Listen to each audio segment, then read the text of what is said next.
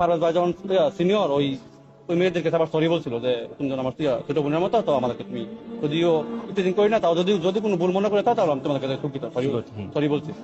দেখেন ভাই, পারভেজ ভাই ভুল না করার শর্ত সে দুইটি মেয়ের কাছে ক্ষমা চেয়েছে, তাদেরকে চরি বলেছে যে তোমরা আমার ছোট বোনের মতো, যদিও তোমাদেরকে আমি ইপ্রিজিং করি নাই, যদি তোমরা ভুল মনে করে থাকো তার জন্য আমি সরি।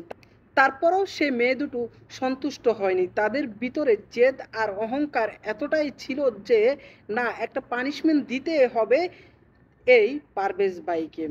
আর তাদের জিদ আর অহংকারের কারণে চারটি জীবন এলোমেলো হয়ে গেছে। আমাদের পারভেজ ভাইয়ের জীবনটা চলে গেছে, তিনি কিন্তু দুনিয়া থেকে চলে গেছে, এবং কি আরও তিনটা ছেলে যাদের ক্যারিয়ার একবারে নষ্ট হয়ে গেছে, অথচ এই দুইটি মেয়ের কিছুই হয়নি, এরা ধরাছোঁয়ার বাইরে। প্রথমত তো আমি বলতে চাই এই দুইটি মেয়েকেও হুকুমের আসামি হিসাবে গ্রেপ্তার করা হোক, কারণ এদের কারণেই মূল ঝামেলাটা হয়েছে, এদের অহংকারের কারণে আজকে চারটি ছেলের জীবন তছনছ হয়ে গেছে। আমি বাচ্চা থেকে গেলাম, আমার সন্তান এই না থাকলে আমি বাচ্চা থেকে গেলাম, একটা হাত তো ভেঙে দিত, দুটা হাত তো ভেঙে দিত, খালি মুগ্ধ আমার সাথে কথা বললে আমার আব্বাকে ডাক দিত, আমি আব্বা ডাকতে শুনতাম। আমার সন্তান আমার শেষ জানা আমার সন্তানকে হত্যা করছে, আমার ছেলেকে হত্যা করছে, তাদের আমি দৃষ্টান্তমূলক শাস্তি চাই। পারভেজ ভাইয়ের বাবার আর্তনাদ, নিজের সন্তানটাকে হারিয়ে যদি তারা দুইটা হাত পা ভেঙে দিত, তারপরও ছেলেটা জীবিত থাকতো, তাকে বাবা বলে ডাকতো, কিন্তু সে তো দুনিয়া থেকে চলে গেছে।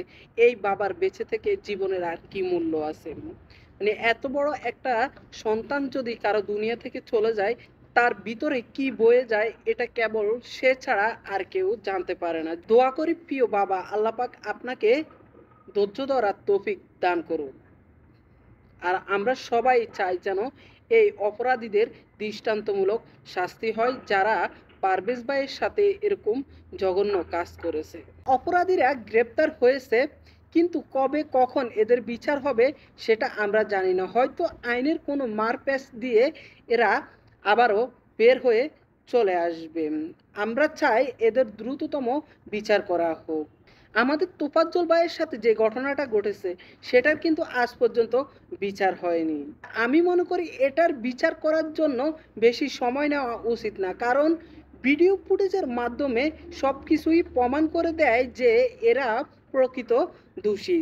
তাহলে আর এখানে আর কিছুই দেখার বাকি নেই, বা কোনো কিছু যাচাই করার প্রয়োজন হয় না।